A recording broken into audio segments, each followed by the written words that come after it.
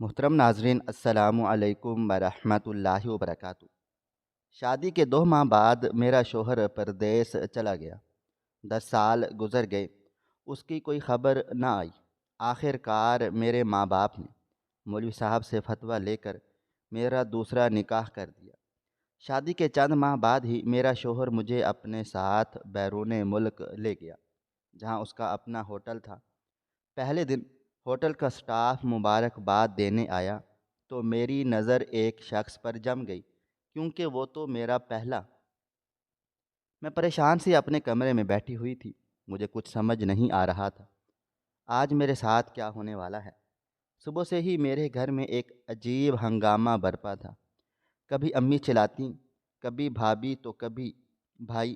بابا جان بالکل خاموش تھے، میرا دل و دماغ بالکل کام نہیں کر رہا تھا۔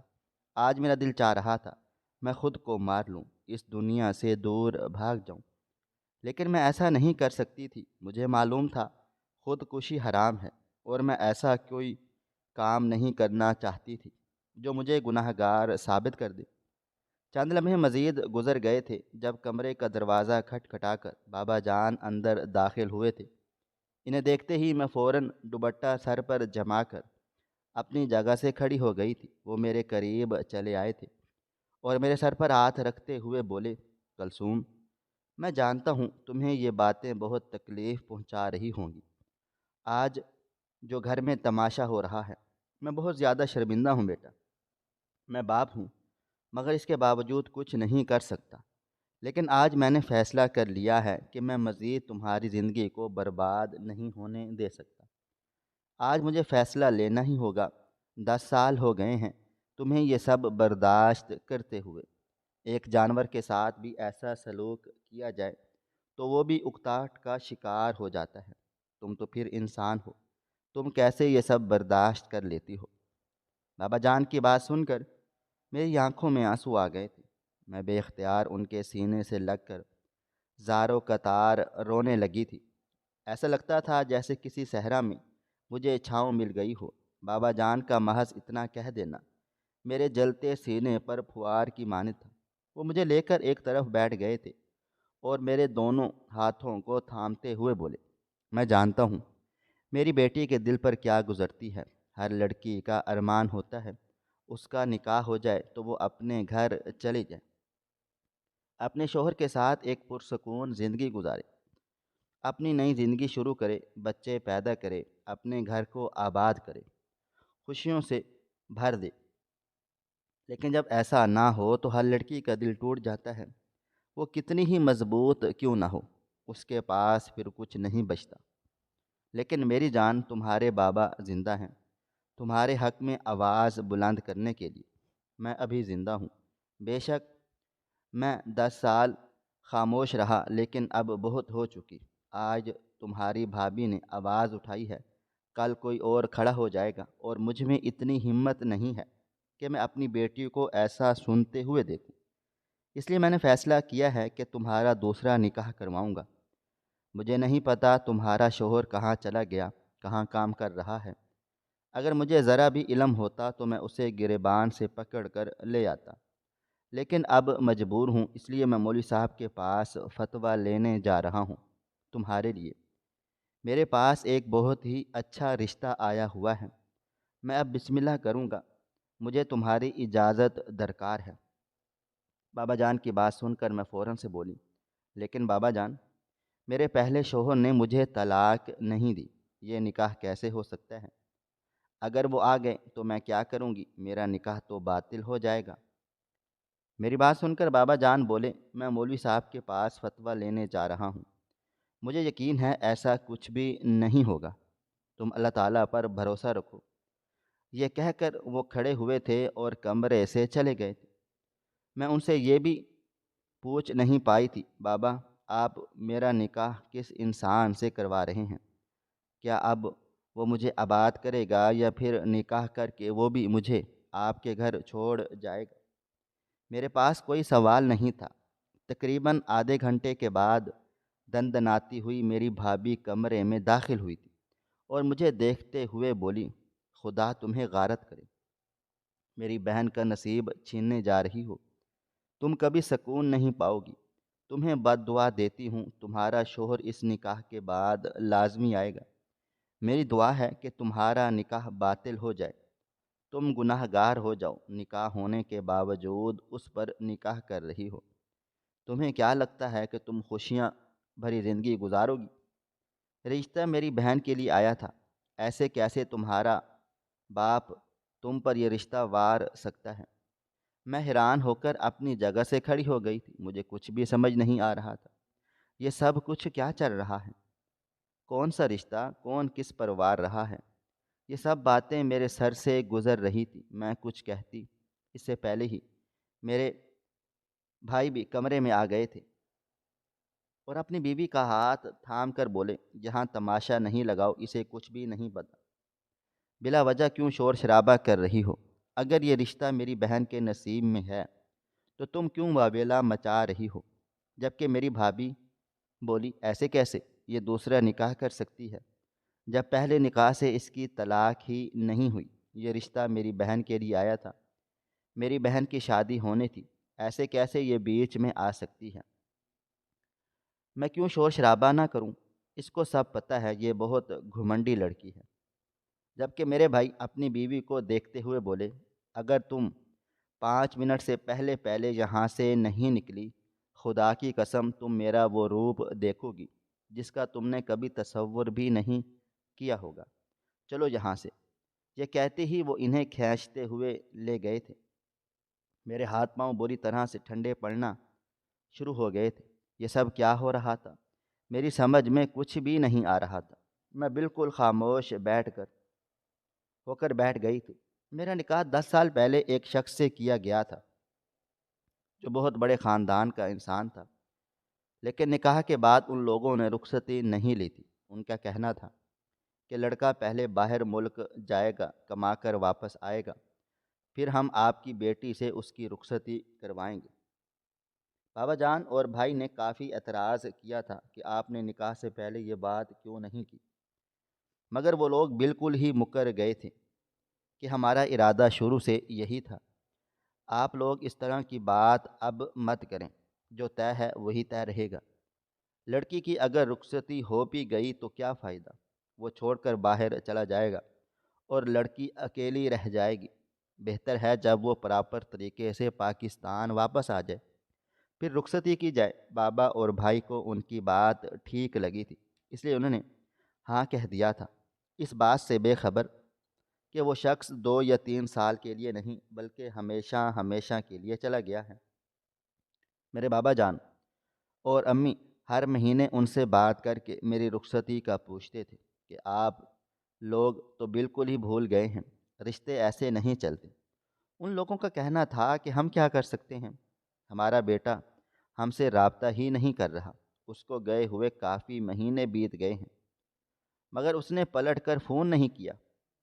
مجھے بھی گھبراہٹ ہونے لگتی تھی، میں بھی دعائیں مانگتی تھی کہ اے رب مصطفیٰ میرے ساتھ ایسا نہ ہو، میری زندگی کو اس طرح تباہ نہ کرو، مگر یہ باتیں صرف اور صرف باتیں رہ گئی تھیں۔ اس وقت میں صرف 15 سال کی تھی، ایک 15 سال کی بچی جسے صرف اور صرف خوشیاں ہی نظر آتی ہیں، اس کی زندگی کو اندھیرے سے بھر دیا جائے تو اس پر کیا گزرتی ہے۔ وقت اور گزرا تھا اور ٹھیک 3 سال بعد بابا نے ان لوگوں سے دو ٹوک بات کی تھی کہ آپ لوگ ہمیں صحیح طرح جواب دے دیں کہ آپ کا بیٹا واپس نہیں آئے گا، اور ان لوگوں نے خاموشی سے ہاتھ کھڑے کر دیے تھے کہ اگر وہ واپس آ جائے تو یہ ایک معجزہ ہے، کیونکہ ہم لوگوں نے بھی امید چھوڑ دی ہے۔ اس نے بیرون ملک جا کر ہم سے بھی کوئی رابطہ نہیں کیا، اگر وہ رابطہ کر لیتا تو ہم لازمی اس سے جھگڑا کرتے کہ یہ کیسا طریقہ کار ہے رشتے نبھانے کا، مگر وہ رابطہ ہی نہیں کر رہا۔ ہم خود بے بس ہیں، اور اس دن کے بعد میری زندگی میں صرف انتظار لکھ دیا گیا تھا۔ آج میری شادی کو پورے 10 سال بیت گئے تھے، لیکن میرے شوہر کا کچھ اتا پتہ نہیں تھا۔ میرے بابا جان کو اب میری فکر رہنے لگ گئی تھی کہ میں جوان ہو چکی تھی، مجھے میرے گھر کا ہو جانا چاہیے تھا، لیکن حالات اتنے پیچیدہ ہو گئے تھے کہ ہم کچھ بھی نہیں کر پا رہے تھے۔ کچھ دنوں سے گھر میں بہت ہنگامہ مچا ہوا تھا۔ مجھے اڑتی اڑتی خبر ملی تھی کہ میرے لیے ایک رشتہ آیا ہے جو بھابھی نے اپنی بہن کے لیے پسند کیا ہے، مگر وہ لوگ بھابھی کی بہن کو پسند نہیں کر رہے تھے۔ ان لوگوں نے میرے لیے ہی بولا ہے، مگر میں نکاح شدہ تھی، اس لیے فی الحال بابا اور امی جان نے انکار کر دیا تھا۔ مگر صبح سے جو ہنگامہ بھابھی نے مچایا ہوا تھا، اس کے جواب میں امی نے بھی ان کی اچھی خاصی کھنچائی کی تھی۔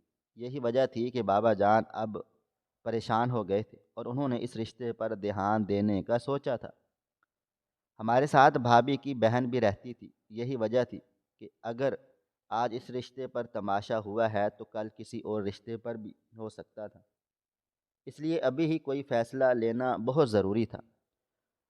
وقت دھیرے دھیرے گزرتا جا رہا تھا، بابا کو گئے ہوئے پورے 2 گھنٹے بیت گئے تھے۔ میں ابھی نماز کے لیے کھڑی ہی ہو رہی تھی جب کمرے کے دروازے پر دستک دے کر بابا جان داخل ہوئے تھے۔ انہیں دیکھتے ہی میں ٹھٹک کر رک گئی تھی۔ چہرے پر بڑی مسکراہٹ، آنکھوں میں چمک، ہاتھ میں مٹھائی کا ڈبہ۔ نہ جانے کیوں مجھے انہونی کا احساس ہو چکا تھا۔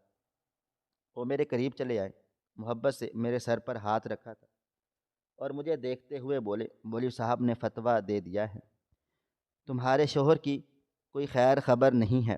اب ہمیں نہیں پتہ وہ زندہ ہے یا نہیں۔ اب ہم تمہارا دوسرا نکاح کروا سکتے ہیں۔ مجھے امید ہے میری بیٹی اپنے اس نئے رشتے میں خوش رہے گی۔ بابا جان کی بات سن کر میں بے اختیار بولی، لیکن بابا، اگر میرے شوہر زندہ سلامت ہوئے تو عورت کا نکاح پر نکاح نہیں ہوتا، میرے لیے گناہ ہوگا۔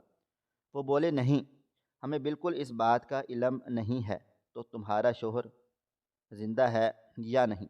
اگر ہمیں ذرا بھی اس بات کا علم ہوتا تو ہاں، تب ہم لوگ گناہ گار ہو سکتے تھے، لیکن ابھی نہیں ہے۔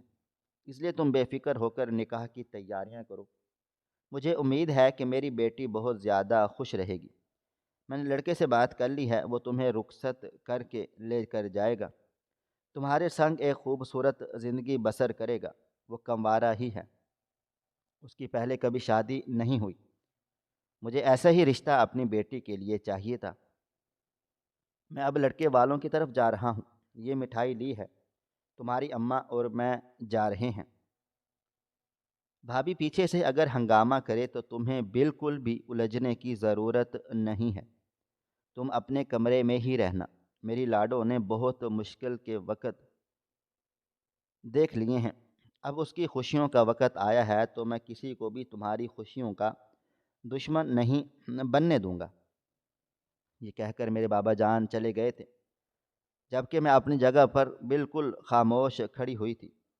عورت کی زندگی میں آنے والا پہلا مرد عورت زندگی بھر نہیں بھول پاتی، اور اوپر سے وہ شخص آپ کا محرم بن جائے تو سوال ہی پیدا نہیں ہوتا۔ میں بالکل خاموشی سے واش روم گئی تھی، وضو بنایا تھا اور باہر آ کر جائے نماز پر کھڑی ہو گئی تھی۔ آنکھوں سے آنسو بھل بھل بہہ رہے تھے، ہر سجدے میں میری ہچکیاں بند رہی تھیں۔ نماز ادا کرنے کے بعد میں بارگاہ الہی میں ہاتھ بلند کیے اور بے اختیار سے سکتے ہوئے بولی، اے میرے پروردگار، تو میری ہر غلطی کو جانتا ہے، میری ہر خوشی کو جانتا ہے، میری ہر نیکی کو جانتا ہے۔ اے میرے مالک مولا، کبھی اگر میں نے کوئی نیکی کی ہے تو اسی کا صلہ دے دے۔ میں تجھ سے وعدہ کرتی ہوں میں کوئی گناہ نہیں کروں گی، اور اگر کروں گی تو تجھ سے معافی ضرور مانگوں گی، اپنی غلطیوں پر جھکوں گی۔ اے میرے مالک، میرے ماں باپ میری زندگی کو ایک بار پھر شروع کر رہے ہیں، لیکن میرا دل مطمئن نہیں ہے، میرا دل مطمئن کر دے، مجھے سکون دے دے۔ میں بھی ہر لڑکی کی طرح اپنی شادی شدہ زندگی کو خوبصورت طریقے سے گزارنا چاہتی ہوں، میں بھی خوش رہنا چاہتی ہوں۔ اے میرے پروردگار، میری زندگی میں خوشیاں ہی خوشیاں دے دے۔ کافی دیر تک میں اللہ تعالیٰ کی بارگاہ میں بیٹھی اپنے لیے دعائیں مانگتی رہی تھی، اور پھر خاموشی سے جائے نماز لپیٹ کر کچن کی طرف بڑھ گئی تھی۔ صبح سے اس ہنگامے کے باعث میں نے کچھ بھی نہیں کھایا پیا تھا۔ میں کچن میں داخل ہوئی تو بھابھی کی بہن خاموشی سے کھڑی اپنے لیے چائے بنا رہی تھی۔ مجھے دیکھتے ہی منہ بنا کر بولی، نہ جانے دنیا میں ایسے لوگ کیوں پائے جاتے ہیں جو دوسروں کا حق کھانے کے لیے تیار رہتے ہیں۔ ہم نے تو آج تک کسی کے ساتھ کچھ برا نہیں کیا، لیکن ہمارے ساتھ برا ہی ہوتا ہے۔ اس کی بات سن کر میں کچھ دیر خاموش رہی تھی، مگر وہ مسلسل بڑبڑائے جا رہی تھی۔ میں اب مزید برداشت نہیں کر سکتی تھی، اس لیے دھیمی آواز میں بولی، اس میں میرا کوئی بھی قصور نہیں ہے عائشہ، یہ سب اللہ تعالیٰ کے فیصلے ہوتے ہیں۔ تمہاری بہن نے کتنی کوشش کی تھی تمہیں پسند کروانے کی، اب اس میں میرا کیا قصور ہے کہ وہ لوگ مجھے پسند کر رہے ہیں؟ میں مزید کچھ کہتی اس سے پہلے ہی وہ چلا کر بولی، تمہاری اتنی ہمت کہ تم مجھے بدصورت بولو، ابھی اپنی بہن کو بلا کر تمہارا دماغ ٹھیک کرواتی ہوں۔ یہ کہتے ہی وہ کچن سے باہر چلی گئی تھی اور صحن میں کھڑی ہو کر باجی باجی کر کے پکارنے لگی۔ میرے ہاتھ پاؤں ٹھنڈے پڑنا شروع ہو گئے تھے۔ میرے ہی باپ کے گھر میں کھڑی ہو کر وہ مجھے بہت بری طرح سہمنے پر مجبور کر گئی تھی۔ چند لمحے بعد میری بھابھی باہر آ گئی تھی اور اپنی بہن کو دیکھتے ہوئے غصے سے بولی، کیا مصیبت آ گئی ہے جو اتنا شور مچا رہی ہو؟ دو گھڑی آنکھ بھی نہیں لگا سکتی کیا؟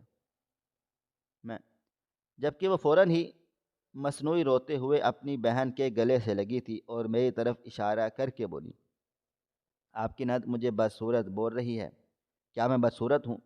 باجی مجھے اس گھر میں نہیں رہنا، میں امی بابا کے پاس واپس چلی جاؤں گی۔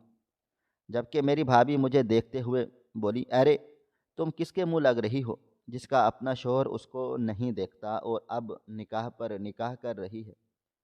گناہ گار ہے یہ لڑکی، تم کیوں اس کی باتوں کا برا مانتی ہو؟ اس کی تو معاشرے میں کوئی بھی عزت نہیں ہے، شوہر کے ہوتے ہوئے اس کی نہیں ہو سکی، تمہیں کچھ بھی کہنے کی اوقات نہیں ہے۔ تم کنواری ہو اور یہ ایک شادی شدہ عورت، دور رہو تم اس سے۔ اور بہن تم اپنی زبان کو سنبھال لو، اگر اس گھر میں رہنا ہے تو خود کو کنٹرول میں رکھو، ورنہ اس گھر سے تمہیں چلتا کرنے میں مجھے کچھ ہی وقت لگے گا، اور ویسے بھی تمہارا باپ تمہارا بندوبست بخوبی کر رہا ہے، بہت جلد تمہارا یہاں آنا بالکل ہی بند کر دوں گی، ایک دفعہ تم اس گھر سے نکل تو جاؤ۔ چلو عائشہ، یہ کہہ کر وہ اپنی بہن کا ہاتھ تھامے اپنے پورشن کی طرف چلی گئی تھی، جبکہ پیچھے میں محض گہری سانس لے کر رہ گئی تھی۔ میرے ہی باپ کے گھر میں کھڑی ہو کر وہ دو باہر کی خواتین مجھے ہی اس گھر میں آنے سے منع کر رہی تھی۔ میں سرد مسکراہٹ کے ساتھ واپس اپنے کام میں لگ گئی تھی۔ کھانا وغیرہ بنا کر میں اپنے کمرے میں آ کر اب امی بابا کا انتظار کرنے لگی تھی اور اللہ تعالیٰ سے دعا کرنے لگی تھی کہ واقعہ میں اس گھر سے اب چلی جاؤں، کیونکہ میں اور بھابھی اب ایک چھت کے نیچے نہیں رہ سکتے تھے۔ جب سے ان کی بہن اس گھر میں آئی تھی میرے سکون کو بالکل ہی غارت کر چکی تھی۔ وقت کی رفتار نہ کبھی تھم سکی ہے اور نہ کبھی تھم پائے گی۔ تقریباً رات کے 8 بجے میرے بابا اور امی گھر واپس آئے تھے۔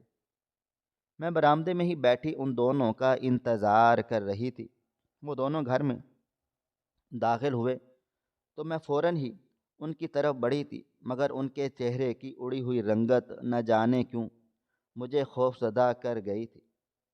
میں نے امی اور بابا جان کو سلام بھی کیا تھا، مگر وہ دونوں ہی میرا سلام نظر انداز کیے خاموشی سے اپنے کمرے میں چلے گئے تھے۔ میرے ہاتھ پاؤں بری طرح سے پھولنا شروع ہو چکے تھے۔ آخر ایسی کیا بات ہوئی جو وہ دونوں اتنا پریشان تھے؟ میں فوراً سے کچن میں چلی گئی، دونوں کے لیے چائے چڑھا کر میں اب اللہ تعالیٰ سے دعا مانگنے لگی تھی کہ ایسا کچھ بھی نہ ہوا ہو جو میری تمام تر امیدوں کو توڑ ڈالے۔ میں واقعی اب اس گھر سے چلی جانا چاہتی تھی۔ اس گھر میں میرے لیے سوائے تانے اور طنز کے کچھ بھی نہیں بچا تھا، اور مجھ میں بالکل بھی ہمت نہیں تھی کہ میں طنز و طعنہ برداشت کرتی۔ کچھ ہی دیر میں چائے بن چکی تھی، جنہیں میں کپ میں ڈالے امی بابا کے کمرے میں داخل ہوئی۔ میں اندر داخل ہوئی تو اگلا لمحہ مزید پریشان کر دینے والا تھا۔ دونوں ہی سر جوڑے بری طرح سے رو رہے تھے، میری جان پر بنی تھی۔ میں نے فوراً چائے کی ٹرے ایک طرف رکھی تھی اور امی کے برابر میں بیٹھتے ہوئے بولی، کیا ہوا؟ آپ دونوں اس طرح سے کیوں رو رہے ہیں؟ آپ تو رشتے کی بات کرنے گئے تھے نا، سب خیریت ہے؟ جب اچانک میری ماں مجھے گلے سے لگاتے ہوئے بولی، سمجھ نہیں آ رہا ہے، خوشی کے آنسو ہیں یا اداسی کے؟ ان لوگوں نے کل ہی نکاح کے لیے بولا ہے، وہ شادی کے بعد تمہیں اپنے ساتھ بیرون ملک لے جانا چاہتا ہے، کچھ وقت تک تمہارے کاغذات تیار ہوں گے، اس لیے وہ کل ہی نکاح کر کے رخصتی مانگ رہا ہے۔ اماں کی بات سن کر میں کچھ دیر بول ہی نہیں پائی تھی، اور پھر بے اختیار اپنی جگہ سے کھڑی ہوتے ہوئے بولی، میں کیسے انسان سے کبھی شادی نہیں کروں گی جو بیرون ملک سے تعلق رکھتا ہو؟ میری زندگی پہلے ہی برباد ہو چکی ہے، میں دوبارہ اپنی زندگی کو برباد کرنے کا حق کسی کو نہیں دیتی۔ میری بات سن کر میرے بابا جان بولے، وہ تمہیں کل ہی رخصت کر کے لے جائے گا، وہ کوئی عام انسان نہیں ہے، بہت رئیس ہے، اچھے گھر کے لوگ ہیں، اور جس سے تمہاری شادی ہم لوگ طے کر رہے ہیں اسے میں بہت اچھے طریقے سے جانتا ہوں، بہت نیک لڑکا ہے۔ بابا جان کی بات سن کر میں فوراً سے بولی، جانتے تو آپ لوگ کاشف کو بھی تھے، اس نے بھی دھوکہ دے دیا نا، تو پھر یہ کون ہے یہ بھی دھوکہ دے دے گا؟ میری بات سن کر بابا جان بولے، ہر شخص ایک جیسا نہیں ہوتا، زندگی میں اگر آپ کو آگے بڑھنا ہے تو انسان کو ایک دفعہ رسک لینا ہی پڑتا ہے، اس طرح ہمت مت ہارو، ہم رشتے کی ہاں بول کر آئے ہیں۔ مجھے کچھ سمجھ نہیں آ رہا تھا اس وقت میں کس طرح کے جذبات ظاہر کروں، خوش ہو جاؤں یا اداس؟ یہی حال میرا بھی تھا۔ میں کچھ دیر ابا کے پاس بیٹھی رہی تھی، وہ مجھے میرے ہونے والے شوہر کی چھوٹی چھوٹی خصوصیات بتا رہے تھے، وہ کیسا انسان ہے، اس کا کردار کیسا ہے، وہ اپنے گھر والوں کے ساتھ کیسا رہتا ہے، شادی کے بعد اس کا تمہیں لے کر کیا کیا ارادہ ہے؟ جبکہ میں صرف ہوں ہاں میں ہی محض جواب دے رہی تھی، اس سے زیادہ میرے پاس کچھ بھی کہنے کو نہیں تھا۔ کچھ دیر کے بعد میں خاموشی سے اٹھ کر اپنے کمرے میں آ گئی تھی اور دروازہ بند کر کے میں اسی کے ساتھ بیٹھتی چلی گئی تھی، اور پھر بے اختیار پھوٹ پھوٹ کے رونے لگ گئی تھی۔ کل کو میرا نکاح ہو جانا تھا اور میں اپنے پہلے شوہر کی قید سے مکمل طور پر رہا ہو جانے والی تھی۔ میرا دل و دماغ بالکل بھی کام نہیں کر رہا تھا، نہ جانے کیوں ایسا لگتا تھا جیسے یہ سب ٹھیک نہیں ہے۔ دل و دماغ بالکل بند ہو چکا تھا۔ تقریباً 1 گھنٹے تک میں خوب روئی تھی، اور پھر ایک بار اللہ تعالیٰ کے سامنے ہاتھ بلند کیے بیٹھی تھی اور اس سے رو رو کر اپنے اچھے نصیب کی دعا مانگنے لگ گئی تھی کہ اے میرے پروردگار، کل میری زندگی کا سب سے بڑا پڑاؤ شروع ہونے جائے گا۔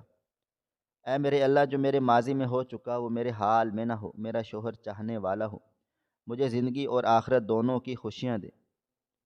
یا میرے مالک، میری زندگی کو ایک بار پھر برباد نہیں کرنا، میں دوبارہ اپنے بھائی کے در پر نہیں آنا چاہتی۔ روتے روتے میں کب سجدے میں گر گئی اور وہیں پر گہری نیند میں سو گئی، مجھے کچھ پتہ نہیں چلا۔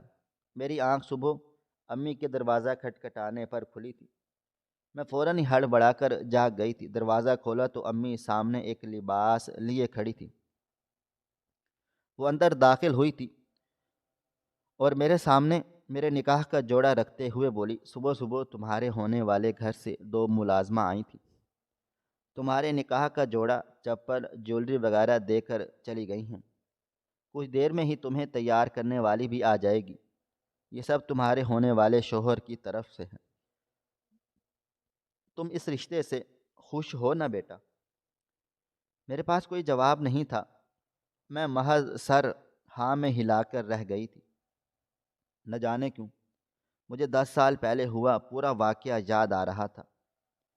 میری پہلی شادی نکاح کے وقت کی خوشی، لوگوں کا ہجوم، ایسا لگتا تھا جیسے میں 10 سال پیچھے آ گئی ہوں۔ مگر جو خوشی اس وقت تھی وہ مجھے بالکل بھی ابھی محسوس نہیں ہوئی تھی، بلکہ ایسا لگ رہا تھا جیسے سب کچھ ادھورا ہے، کچھ ایسا ہے جو پیچھے چھوٹ رہا ہے۔ وقت اور تیزی سے گزرا تھا اور دوپہر 2 بجے 2 لڑکیاں مجھے تیار کرنے میرے گھر آ گئی تھیں۔ انہوں نے آ کر میرے ہاتھوں پر مہندی لگائی، میرا مینیکیور اور پیڈیکیور کیا تھا، چہرے کا فیشل اور پھر میک اپ کر کے مجھے پوری طرح دلہن بنا دیا تھا۔ ایسا تیار میں اپنی پہلی شادی پر بھی نہیں ہوئی تھی۔ مجھ پر ٹوٹ کر روپ آیا تھا، ایسا لگتا تھا جیسے میں کوئی چاند کا ٹکڑا ہوں۔ میری امی کی نظریں ہی مجھ سے نہیں ہٹ رہی تھیں، کئی بار انہوں نے میری نظر اتاری تھی۔ مجھے خود حیرانگی ہو رہی تھی کہ میں اتنی خوبصورت کیسے لگ سکتی ہوں۔ کچھ دیر کے بعد بارات آنے کا شور اٹھ گیا تھا۔ مجھے لگا تھا کہ وہ 4 آدمی آئیں گے، نکاح کریں گے اور مجھے لے کر چلے جائیں گے، مگر ایسا نہیں ہوا تھا۔ وہ اتنے دھماکے کے ساتھ بارات لائے تھے کہ پورا محلہ ہی باہر کھڑا ہو گیا تھا۔ میرا سگا بھائی میری شادی میں نہیں بیٹھ رہا تھا، مگر وہ بھی حیران ہو کر اپنی چھت سے باہر کے مناظر دیکھ رہا تھا۔ ان لوگوں نے آتش بازی سے پورا آسمان جگمگا دیا تھا، ڈول دھماکے، پیسے اڑانا۔ اتنی خوبصورت بارات میں نے زندگی میں اپنے لیے کبھی تصور بھی نہیں کی تھی۔ ان لوگوں کا ویلکم ہم نے بہت اچھے طریقے سے کیا تھا۔ کہنے کو وہ لوگ بہت امیر کبیر تھے، ہمارا ویلکم کرنا ان کے لیے معمولی تھا، بالکل بھی۔ مگر ان لوگوں نے ہماری دی ہوئی عزت کو بہت اچھے طریقے سے سنبھالا تھا۔ میرے دولہا نے آگے بڑھ کر میرے باپ کو گلے سے لگا لیا تھا اور اسی پل ان کا ہاتھ تھام کر بولا تھا، آپ کی شہزادی لینے آیا ہوں، لیکن اپنے گھر کی ملکہ بنانے۔ آپ پریشان نہ ہونا، آپ کے جگر کے ٹکڑے کو سر آنکھوں پر بٹھاؤں گا۔ جبکہ اس کے الفاظ سن کر نہ جانے کیوں ایسا لگتا تھا جیسے میرے جلتے دل پر ٹھنڈی فوار پڑی ہو۔ فوراً ہی نکاح شروع کر دیا گیا تھا۔ سب سے پہلے مولوی صاحب نے کمرے کے اندر آ کر مجھ سے رضامندی لی تھی اور میں نے سر جھکائے تینوں دفعہ سچے دل سے نکاح قبول کر لیا تھا۔ جو انسان بھری پنڈال میں میرے باپ سے ایسے کہہ سکتا تھا کہ آپ کی شہزادی کو ملکہ بناؤں گا، یہ طے تھا وہ میرا خیال واقع ہی رکھے گا۔ اس کے بعد جب اس نے قبول ہے بولا، ہمارے گھر میں شور و غل مچ گیا تھا۔ اس کے ساتھ آئے ہوئے اس کے دوست، کزن، گھر والے، اس کی اپنی بہن، اس کا بھائی، سب نے بہت زیادہ شور مچا دیا تھا۔ مبارک ہو مباد کی صدائیں گھر میں ایسے گونج رہی تھی جیسے ڈھول کی آواز ہو۔ میرا دل اب خوشی سے جھومنے لگا تھا، نہ چاہتے ہوئے بھی میرے ہونٹوں پر خوبصورت مسکراہٹ پھیل گئی تھی۔ شاید میرے 10 سالوں کا صبر آج مکمل ہو گیا تھا۔ نکاح ہونے کے بعد مجھے باہر لایا گیا، انہوں نے ہی سب کے درمیان میرا گھونگھٹ اٹھایا تھا۔ سب نے ہی ایک بار پھر شور شرابہ مچا دیا تھا۔ میں شرم سے مرنے کی دہلیز پر آ گئی تھی۔ مجھے ان کے برابر میں بٹھا کر چھوٹی چھوٹی کچھ رسمیں ادا کی گئی تھیں اور پھر رخصتی کا شور اٹھ گیا تھا۔ ہم نے کھانے کا انتظام کر لیا تھا۔ میرے بابا زیادہ امیر نہیں تھے، مگر اتنا ضرور کر سکتے تھے کہ اپنی بیٹی کی آئی ہوئی بارات کو بغیر کھانے کے جانے نہ دیتے۔ جتنا ہو سکا ہم نے کیا تھا۔ کھانا وغیرہ تناول کرنے کے بعد رخصتی ہو گئی تھی۔ مجھے بڑی سی گاڑی میں بٹھا کر وہ لوگ اپنے ساتھ اپنے گھر لے آئے تھے۔ گھر کے اندر ویلکم میرا بہت شاندار طریقے سے کیا گیا تھا۔ میرے شوہر نے ایک لمحہ بھی میرا ہاتھ نہیں چھوڑا تھا۔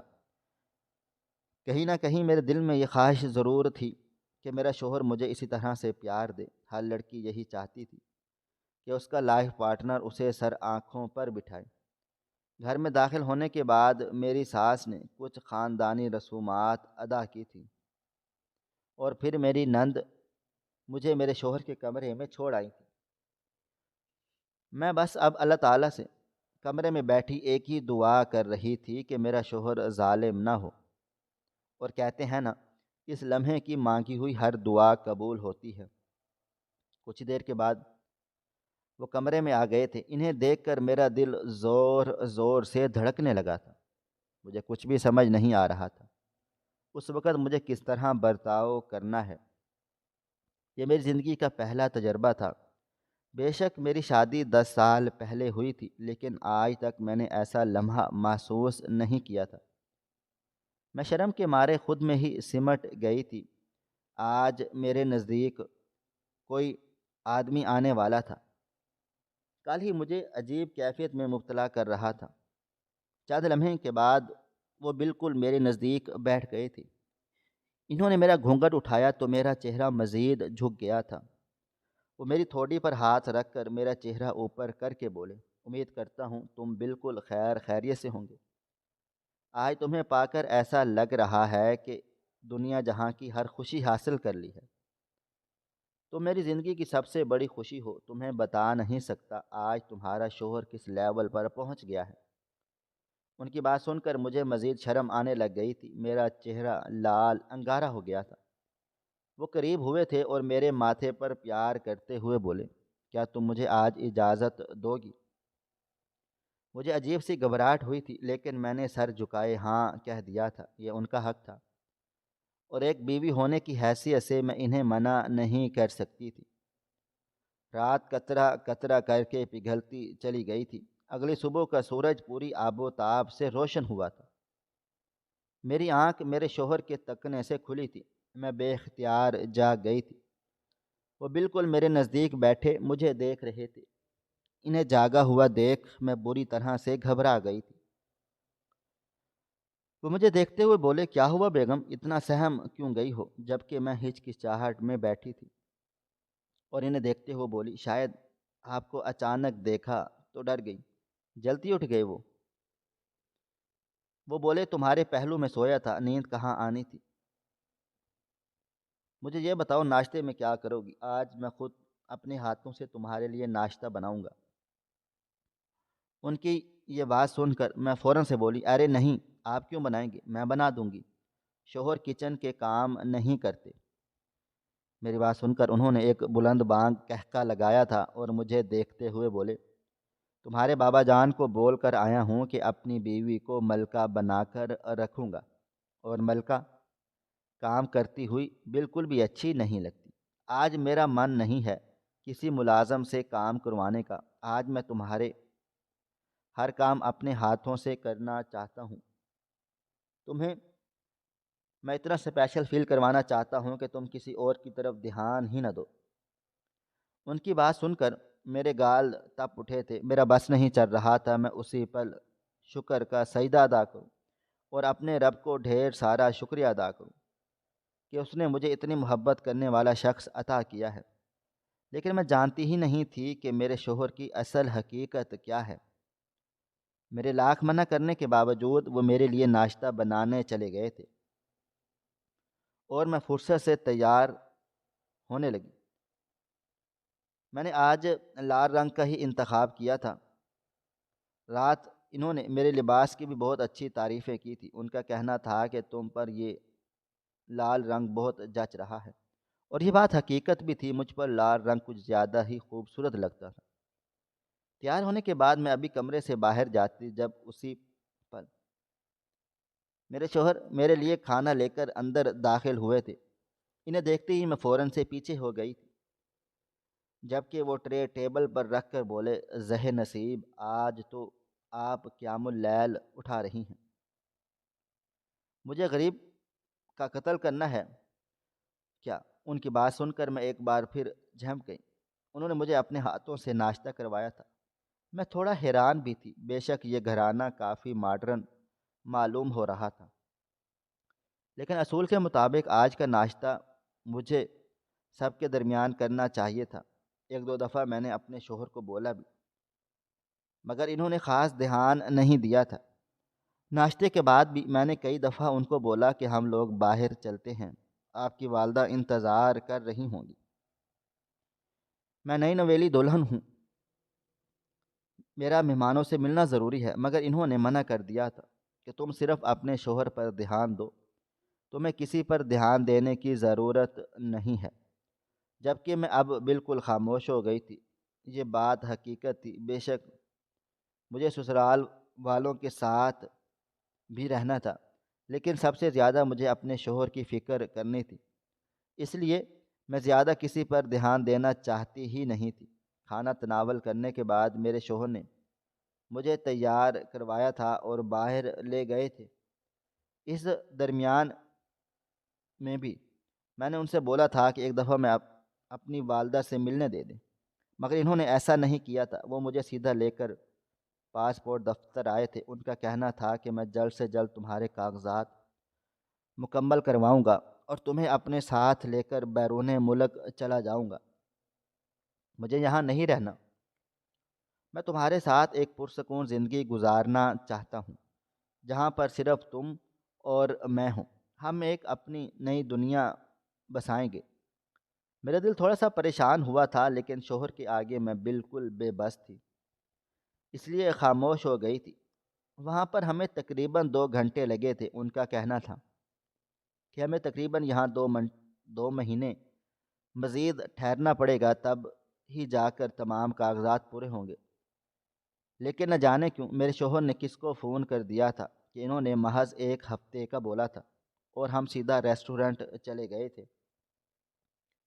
کئی دفعہ میرا دل کیا کہ میں ان سے بولوں میں اپنی امی کی طرف جانا چاہتی ہوں، اور ان لوگوں کو ایک دفعہ مطمئن کرنا چاہتی ہوں کہ میں آپ کے ساتھ خوش و خرم ہوں، مگر میں چاہ کر بھی بھول نہیں پائی تھی۔ جو شخص میرے خاطر اپنے ماں باپ کو نظر انداز کر رہا تھا، اگر میں اس کے سامنے اپنے ماں باپ کا ذکر کرتی تو شاید اسے برا لگتا، اور اگر وہ انکار کر دیتا تو میری جان پر بن آتی۔ اس لیے میں چپ رہی تھی، لیکن میں جانتی ہی نہیں تھی کہ وہ شخص میرے دل و دماغ کا حال بھی پڑھ لیتا ہے۔ کھانا تناول کرنے کے بعد اس نے مجھے محض اتنا ہی کہا تھا، جب کوئی بات دل میں ہو تو اسے زبان پر لے آیا کرو، میں تمہارا شوہر ہوں، تمہاری ہر خواہش کو پورا کرنا میرا فرض ہے، تمہیں خوش رکھنا میری ذمہ داری ہے۔ ہم ابھی کے ابھی تمہارے امی بابا کے پاس جائیں گے اور ان سے مل کر آئیں گے۔ تم انہیں اچھی طرح سے مطمئن کر سکتی ہو، اور ان سے کہنا کہ ولیمہ ہم یہاں کر کے ہی جائیں گے، کیونکہ ولیمہ سنت ہے اور میں ہر سنت ادا کروں گا۔ وہ مجھے لے کر امی بابا کے پاس آ گئے تھے۔ ان سے مل کر میں بہت زیادہ روئی تھی۔ میری ماں نے الگ سے مجھ سے کئی سوالات کیے تھے، اور جب میں نے انہیں اچھی طرح سے مطمئن کر دیا تو انہوں نے میرے شوہر کا بہت زیادہ شکریہ ادا کیا تھا، اور ان کو اس بات سے بھی مطمئن کیا تھا کہ میرے ماضی میں جو کچھ ہوا وہ ماضی ہی تھا، حال میں اس کا کچھ بھی لینا دینا نہیں ہے۔ مگر کون جانتا تھا کہ یہ سب صرف ایک خیال ہے، ماضی تو اب سامنے آنے ہی والا تھا، جسے ہم لوگ بے فکر تھے۔ وقت کی رفتار نہ کبھی تھم سکی ہے اور نہ کبھی تھم پائے گی۔ 1 ہفتے کے اندر اندر انہوں نے تمام معاملات طے کر لیے تھے، اور ہم دونوں نے مل کر بیرون ملک پرواز کر گئے تھے۔ اس دوران میان میں نے اپنی ساس سے صرف سلام دعا کی تھی۔ انہوں نے میرے شوہر سے اس سے زیادہ مجھے اجازت نہیں دے رہے تھے، اور ایسا وہ کیوں کر رہے تھے میں یہ بالکل بھی نہیں جانتی تھی۔ بیرون ملک لینڈ کرنے کے بعد وہ مجھے سیدھا ہی ایک بہت بڑے گھر میں لے کر چلے گئے تھے۔ میں حیران تھی، یہ گھر کس کا ہے؟ اتنا بڑا گھر میرے سسرال والا بھی نہیں تھا۔ میرا شوہر میرا ہاتھ تھام کر بولے، یہ پورا گھر میں نے تمہارے نام پر کروا دیا ہے، تم ہو اس گھر کی ملکہ۔ یہ کہہ کر انہوں نے گھر کی چابی اور کاغذات میرے ہاتھوں میں تھما دیے تھے۔ میں انہیں دیکھتے ہوئے بولی، کیا آپ اتنے امیر کبیر ہیں؟ مگر آپ اتنے امیر ہیں تو آپ مجھ جیسی لڑکی کو اپنا ہم سفر کیوں چنا؟ مجھے بالکل یہ بات سمجھ نہیں آ رہی، اور آپ مجھے اپنے گھر والوں سے کیوں نہیں ملنے دیتے؟ کوئی اور بات ہے کیا؟ شہزاد میری بات سن کر میرے نزدیک چلے آئے تھے، اور میرے ماتھے پر پیار کر کے بولے، میں تم سے بہت محبت کرتا ہوں، اتنی محبت کہ میں اپنے محبت کو لفظوں میں بیان بھی نہیں کر سکتا۔ میں بے اختیار بولی، آپ نے مجھے کب دیکھا؟ میں تو گھر سے نکلتے ہوئے بھی بردہ کرتی ہوں، کسی شادی میں جاؤں تب بھی پردہ کرتی ہوں۔